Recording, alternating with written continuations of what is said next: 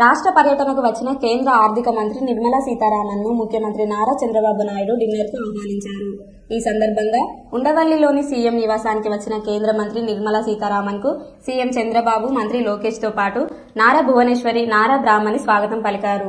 రేపు అమరావతిలో జరిగే బ్యాంకులు, బీమా సంస్థల ప్రధాన కార్యాలయాల శంకుస్థాపన కార్యక్రమానికి వచ్చిన నిర్మలా సీతారామన్ ముఖ్యమంత్రితో ఆయన నివాసంలో భేటీ అయ్యారు.